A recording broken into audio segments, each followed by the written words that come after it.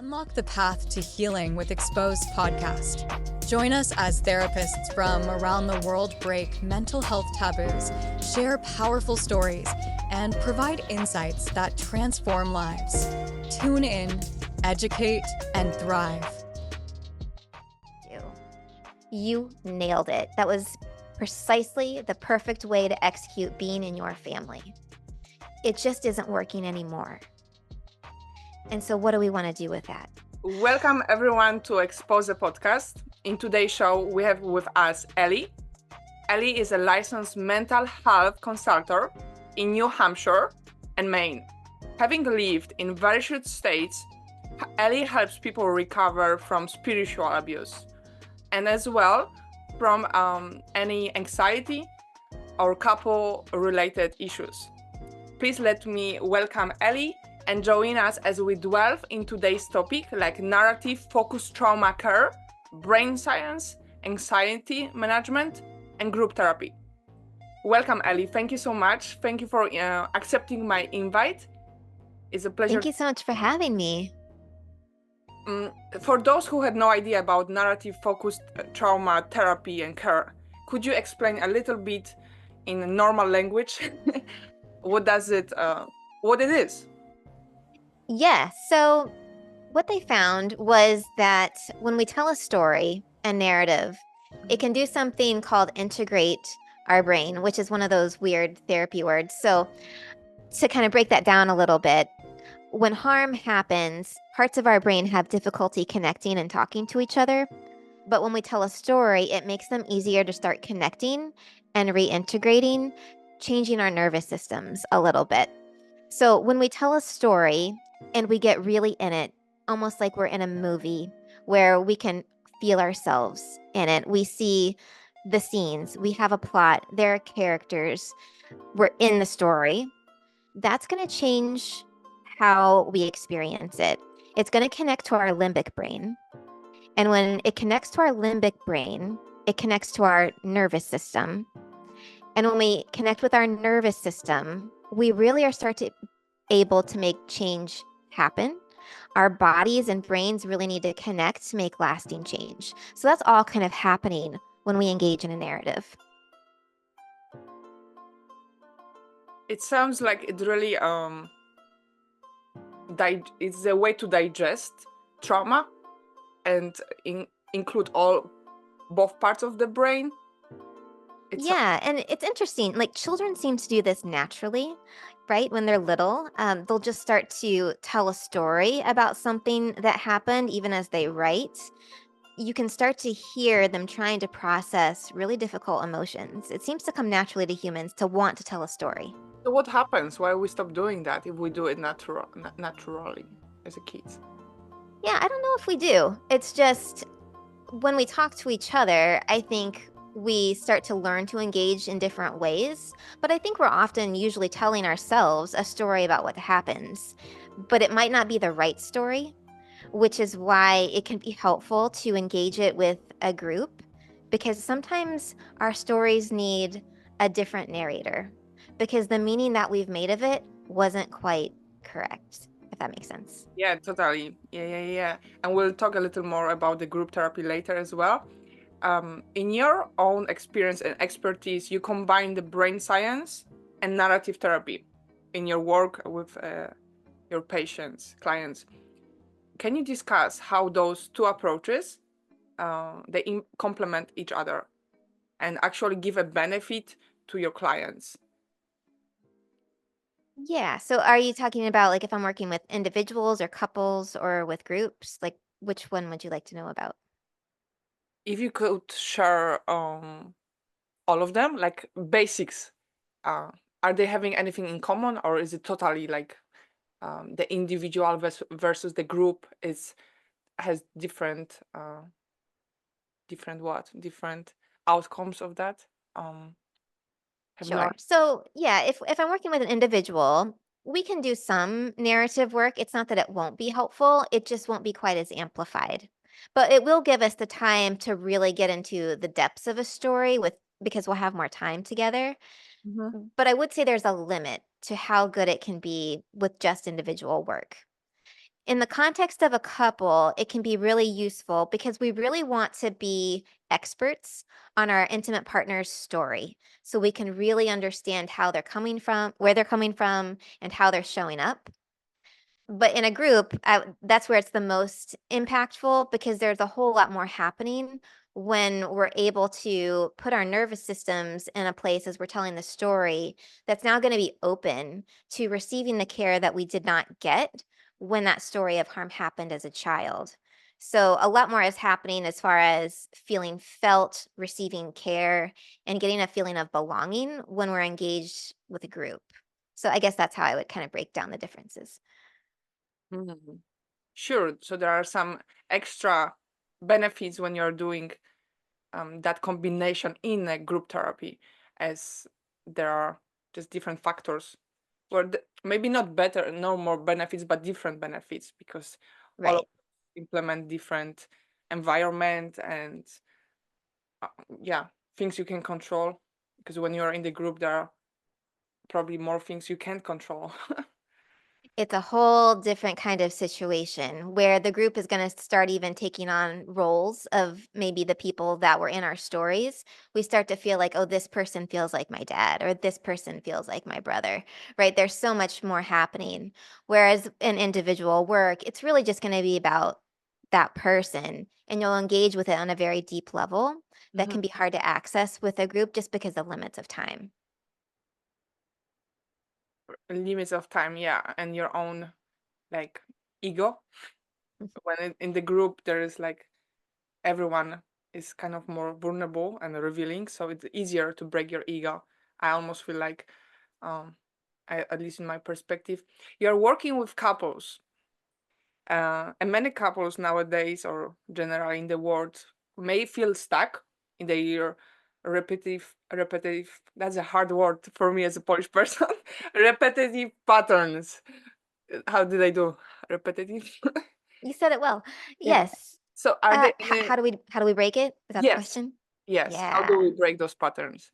I know it's a long process, probably 2 years, and so far, but are there any, from your perspective of working with clients over the years, are there any steps you could share with our audience? Yeah. First thing I like to do is do a really good inventory of what it was like to be them growing up in their family system. I'm going to want to know what kind of harm happened because harm is going to happen to everybody. It doesn't matter how great your parents were, things happen. And then their little brains have to try to figure out, well, how can I lessen the harm that's happening so I experience this as little as possible? So there's an adaptation made. And whatever adaptation that is going to carry over to how we are in our intimate relationships. And so that's going to be showing up in their relationship that they're coming to see me about. So I'm going to do a deep dive with both partners, get a really good read on, well, how did you respond to your harm? And how is that showing up right now? Because before, that was the exact right thing to do. You nailed it. That was precisely the perfect way to execute being in your family. It just isn't working anymore. And so what do we want to do with that? And so then I'll start to disrupt whatever's happening there in whatever unique way they're presenting. And then we start to learn a new skill of how can we be together, given this is how I usually adapt, but can I have some flexibility now that I know that this is my pattern? That was so good to hear those words. Like you nail it, nail it, nail it. Like that pattern was working for you back then, and it's even now when I was listening to you, it made me feel like connected right away because I felt like Yeah. you validated it. That that wasn't, bad or good. It was it. It was the way I survived, or many of us try to survive, and there's nothing, no reason to judge it, which many times we are like feeling, oh, this was bad. I shouldn't. Right. To hear that it was even good and to even thank that younger part that was taking care of you the best it knew how. Like, Mm, we really wanna honor it, mm, and even if it does show up today, that still isn't bad. Sometimes it is still the exact right way to be in the world. We just wanna give it some flexibility so it doesn't only have to do that if it doesn't want to. I love that. I love that. There's an internal family system therapy, Right. Yeah. which I recently. Okay, this is enough for me. This is all what I'm going to tell today about me. So I started doing it 6 months ago, and I was surprised how I always felt divided. And now this therapy really, I can connect with all of those parts without feeling what the like why am I so having different opposite contrast thoughts about the same issue. and and it was never meant to be one thing, like at least for me, like it was just we are complex, we are just complex. At least Yes. some of us. Yes, beautifully complex with usually similar goals, which is to keep you safe, right? Let's talk about anxiety. It's a very common issue, and many people face it today. After the COVID, many people, there's like suicidal rate increase, and people start to go more for therapy, which I think is good anyway, because more people are getting diagnosed and aware for things they before treated as normal, and part of their personality. They can, like myself, finally name those things. Okay, this is, this is this. You have more awareness, which is good, because at the end of the day, you want to be more aware. I feel like that really helps to break the cycle. So what are some of evidence-based techniques which you use to help clients to manage their anxiety? Well, I really love somatics. And so if somebody is coming to me asking for help with anxiety, the first thing I'm going to want to know is, well, how do you know that you're anxious? Mm. Where do you feel that in your body? I want to start to locate the sensations. Awareness is huge. You can't really do anything about something if you're not aware of it. So we're just going to raise our consciousness to, okay, this is how I know my body's telling me I'm anxious. And then once we have that awareness, then I'm going to want to engage them with some curiosity about, well, what could that anxiety be covering over? It is often covering over a core emotion that we have learned through our stories, through our narrative, that we are not supposed to feel, or that that emotion isn't safe, or that we wouldn't be able to manage it. So if I can start to name that core emotion, we can start to figure out, well, how do I want to care for that part of myself? What's going to work? And then some somatic practices to help with grounding and centering to kind of calm the nervous system down.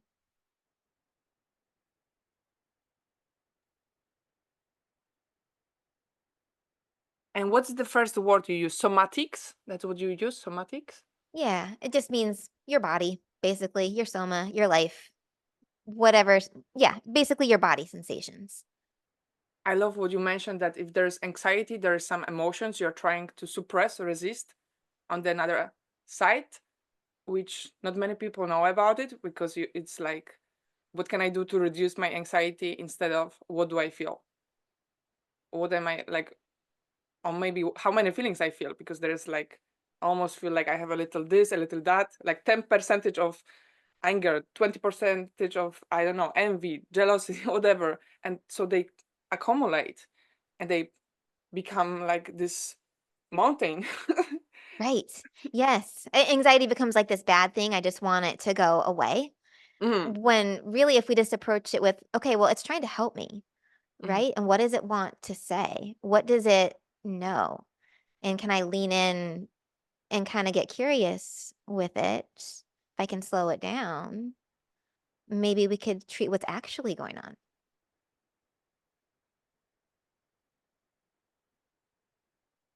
You talk about the group therapy.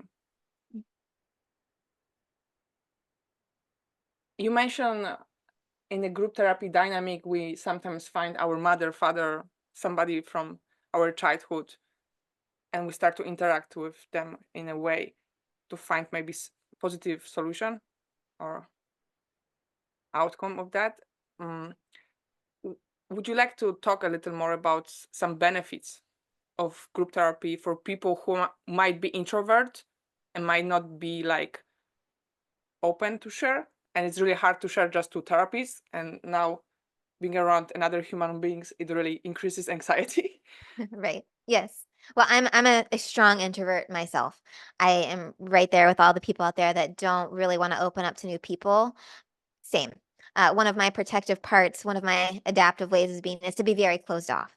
And so, yeah, actually, you're going to have to work through some anxiety just to get in the group, right? But I will start with reading my own story. So I'm going to model. This is how we do it. And so the more someone kind of observes this person can do it, and we're starting to form a connection where I'm letting them speak into me first. We're going to start to feel each other. And that starts to increase safety the more, if that makes sense. The more that I show up, the more open I am, the more they can trust me, the more they can trust the group. And something beautiful happens. So does it have a name, like the modeling, like watching others doing it and you feeling, wow, now I can say it like that? Does it have it? Everyone can actually experience that, or are they people who are absolutely not made for group therapy? Probably, right? I think there's usually like, I want to say this one person in the group that might not have the same experience as maybe what everybody else is kind of vibing with, Mhm. but that's usually often in storied. Where have they felt outside of the group before? Where have they felt difficulty connecting before? Where have they felt left out before? So, whatever's kind of coming up for each individual person, it's just telling us a lot about what they've been through. And so we just want to get really curious with that. Curious, that's the word for today. Curious, curious, Yeah, there curious. you go.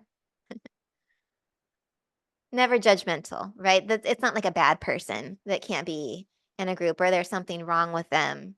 It's just, oh, well, where did you learn that this isn't safe? And it is that becoming your own, you know, like internalizing it after you watch it outside, people speaking to you this way, you start to internalize it and change the way you talk to yourself. And that's my Mm. next question for you: the challenges we have reconnecting with ourselves. Um, and it's nothing new. I think it has been going through generations. That's why we still are facing it, in my perspective. So, are there any steps you recommend for anyone to start the journey of self reconnecting? Yeah, I think we all need to kind of be really intentional about building an emotional vocabulary and some somatic awareness, body awareness. We want to be able to connect what's happening in my body and can I put a name to it? So now we're connecting with ourselves, we're labeling ourselves because we need to be able to do that to connect with anybody else. So if I have a couple, for example, that wants to come in and say, we're feeling so disconnected. Well, a lot of times that's because they don't know how to connect with themselves, they don't know what they are feeling, and they don't know how to connect with another either. And so we want to build the emotional vocabulary and build the body awareness and then build ways to connect with other people. And what do you mean by emotional vocabulary? Can um you mentioned like what do I feel, but when you don't know what you feel, then where do you go from there? Yeah. Well, let's say somebody comes in, like, I feel bad. Okay. What does bad mean for Mm. you? How do you know you feel bad? And like, we'll keep digging. I'll give them a whole big list of words, or we'll start to kind of body scan. Do you feel anything in your forehead? Is that where the bad is? Is there anything happening near your eyes? And, we'll kind of just keep working our way down and we'll locate the sensation and we'll find a word that goes with it and we'll just keep playing with it. So many times as children, we do not get that emotional language. And so it's just a matter of learning the language. Anybody can learn it, it just takes time and practice. Anybody can learn it. It just takes time and practice. I feel like highlighting if I had a big word here, Yeah. because that's really the faith and hope for that, which can make a difference of not quitting on yourself when you feel low and bad. Right. We wouldn't expect somebody to like like yourself, for example, if you're from Poland, we wouldn't expect you to come to the United States and immediately know and drop in and be able to speak fluently. Mhm. That would be asking way too much. Of course not. We're going to start with hello. Right. So it's like, yeah, you need to learn the whole. I mean, you start from the A. Yeah, the A, Yeah. B, C. Um, and I feel like having therapies and group really helps with that because then, you have the support whenever you have your tribe. Like me coming here, I had, found my tribe somewhere, so I could Yes. just feel belonging. It's so important. I think the benefit of group work is you're going to be connecting with people on a different level than if you meet someone for coffee, if you go to the movies, if you Mm, go to a sporting event together. Those are all fun. We can have a sense of not being lonely, but real connection is going to feel a whole lot different. mm. You need your tribe. And it all starts, yeah, with the connection within yourself.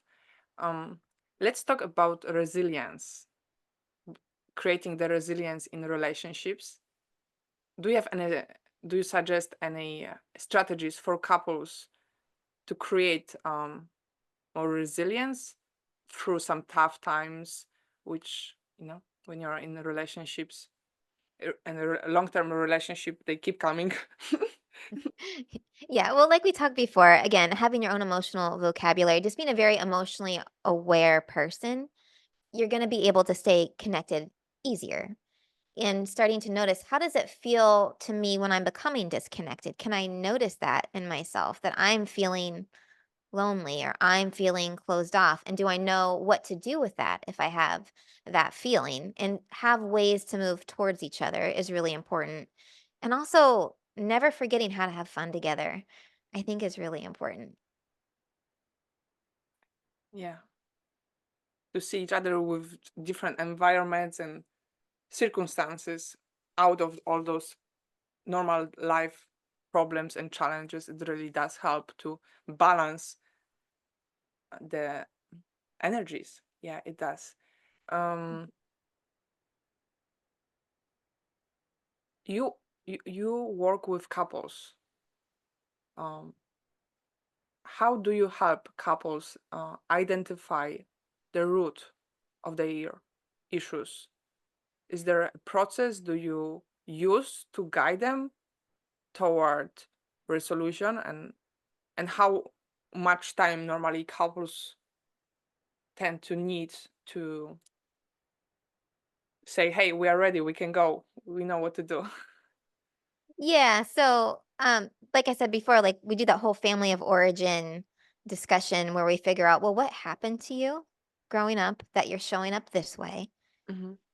And the more you can kind of have that awareness about yourself and your partner, you just take so much less personally. Okay. So that's huge, not to take everything personally. And then we want to know the more I do this, the more they do that. So that's called like their stance, stance, dance. Right. So once you can kind of identify, okay, this is my stance, that's their stance, and this is how we dance together, we want to raise the awareness, and then we're going to start calling on the tools to remember, okay, what's my new step again? What am I supposed to do again? And then the more we start to notice, wow, I'm like really reactive to my partner today. We can start to reflect on, okay, is there something happening in me? Is my story being triggered? Are they going through something? And so it's really more coming to each other again with curiosity about stories rather than feeling reactive of they are doing this bad thing to me. To wow, what can I learn about myself or them that this is what's happening between us today? Even you repeated some of the answer, but you added so much more, and that makes more sense because I feel like the understanding really comes with the layers, and the idea of like that dance, that this is their average or stats, and this is my stats, you use that word. Hmm. uh, it helps you, to separate or like kind of realize what's mine, what's yours, and taking them step back and to evaluate which part of me is right now talking even, right? It really does make a difference because it just creates a better connection and not necessary, okay, you're not a person for me, I'm going to break with you and find somebody better, which where we bring up again the same story. Exactly. Yes. Oftentimes, it doesn't really matter who we're in the intimate relationship with. We're going to take our story and our style of relating and our adaptions everywhere we go. Right. And so the more we can just get to know that about ourselves, well, the more freedom we can have to do something different if we want to. Yeah, and seeing beyond the ego and beyond your story, it cannot happen without the therapist. As I see it myself, like there are things I am not able to see my behavior because it's part who I am, and somebody mentioning it, I know, I have to take some time to evaluate it because it triggers in me anger. I'm like, if I am angry right now, if this person says this, it has to be something behind it. Okay, Mhm. let's be curious. Would you like to do a story engagement, or does that feel too vulnerable on a public format? I don't know. Well, I'm definitely. Oh yeah, we discussed that. I remember. Yes. Well, I'm definitely open. So yeah. We could just try it and see how it goes. And if you don't like it, you just don't use it. Okay. Okay. I have a feeling I would like it. No. Okay. So there are two ways we can go about it. We could either look at what's happening in your life right now that feels like a pattern that you're stuck in and it's kind of confusing for you. Or we could just go straight back to when you were a child and maybe tell me about a time where something disappointing happened and we can start to make some connections. Which preference does Well, it feel? I think Yeah. the first one because it's now more related. Mhm. Um. So what's the challenge which I feel like I'm repeating? That was the. Yeah. Like you keep finding yourself doing the same thing. Here we go again. I feel like yeah, taking things personally. I definitely do that. Like and feeling like I have to do or change something. That I'm responsible for somebody feelings. It keeps coming up. Yeah. Yeah. Okay. So if somebody comes to you and they have some feedback, Mm-hmm. it hurts. Does. Yeah. Like my partner. Yeah. My boyfriend. Yeah. Yeah. And so to get your hurt to go away, you modify what you're doing. Like, what's your next move if after you feel hurt? Um, if I'm not in the mood of like really be present, like if I'm like just a little ADHD brain, then I will react and be like, hey, I will feel anger, and I would sometimes just say something and leave. Like feel like, I have to right away like escape because I also don't like confronting. Like that's another Mhm. thing. I wouldn't be able to. Well, nowadays I do because the therapy. I would say, oh, I feel this way, but sometimes I just, my brain goes faster than my thought process. So Okay. I would feel like I have to take a walk, or. But sometimes I would say something what I regret. Mm-hmm. Hmm. Yeah. So when you were young, what was it like for you if your primary caregivers were you raised by mom and dad or somebody else? With mom, yeah, I Mom. grew up without Okay. that. Yeah, my dad, Yeah.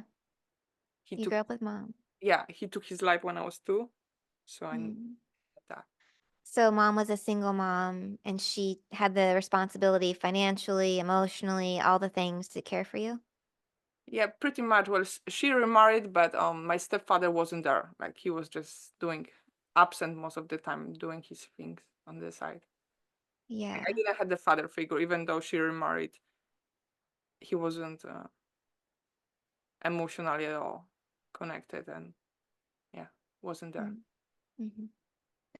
Would it be fair to say that she felt it was her responsibility to turn you into the best human being possible? Oh yeah, for sure. Yeah. So what was it like for you when she didn't like something that you did? And then what was for me? What? How was it that? you did something and mom didn't like it, what would Well, happen? then she would react with anger, and there was like physical abuse. Oh, wow. So there was like a threat to your body Mm-hmm. if she didn't like something. Yeah, most of the times. That's really scary for a small child. Mm. Yeah. And when a small child is scared, they're going to have to be real smart on how to protect themselves. So that just doesn't happen anymore. Yeah. Yeah. What did you learn to do so that mom wouldn't be angry? I think I would just stop sharing things or like make sure they're perfect or try to don't make problems. I would just close myself. Yeah. I would not Perfect share it. that. Mm. And so now, if you're with somebody and they see something that they don't feel like that is perfect, I can imagine that would send you right back to a little girl where it's going to be super scary if she wasn't perfect. Hmm. Yeah, that might It's be. going to be a threat to your body. Mhm. So that's why I get defensive. Or yeah. Yeah. You got to prove that that's not true. Oh wow. Yeah, I need to think about it. It feels like it's like hitting a wall a little, but I feel like yeah, need to digest that because that's deep. That's deep. Yeah. And so if we were working together, I would just kind of invite you to maybe reparent that young part or Mm-hmm. offer the group to care for a little girl that was so scared. What kind of care did she really need if she made a mistake? Yeah. Somebody to talk with, like you're talking with to me now, without Yeah. increasing the voice and just giving a Like hug. it's okay to make mistakes. It's how we learn. Right. That it's okay to make mistakes. Yeah. Mhm. Wow, that was powerful. Thank you. You're very welcome. Feel I like very feel moving. honored, yeah, with your vulnerability. Thank you for sharing that. I think that gives other people permission too Mhm. to be vulnerable. I hope so. But I also feel very blessed that we did this exercise. I totally forgot because we discussed it. We might make activity, and I was like, "Oh wow, she said that." Okay, but It takes courage to say yes to an exercise like that in front of who knows how many people to listen. mm, I definitely uh, received this compliment. Thank you. Tell us how people can find you. Sure. You can visit my website at courageousstepscounseling.com. Speaking of courage, like you, that's the name of my practice, courageousstepscounseling.com. Well, thank you so much, Ellie, for being on the show and sharing this amazing exercise, which really opened my eyes. And for any of my audience, I would love to invite you for a therapy session with Ellie, and I will connect the link. You will see it below, so you can experience it on yourself and decide it if that I works. also have a podcast. I guess I forgot to say that part. The Phoenix Effect podcast, if anybody would like to listen. The Phoenix Effect podcast, and we'll put the link below. Please make sure to follow Ellie on social media, and congratulations. Thank you so much for all your work in the world. Thank you, Ellie. It was great to have you. Oh, thank you. Good to be with you. I hope you enjoyed this interview, and please subscribe my YouTube channel. For you, it's a one click. For me, it means the possibility to continue creating impact in the world with those videos. Thank you, and see you soon.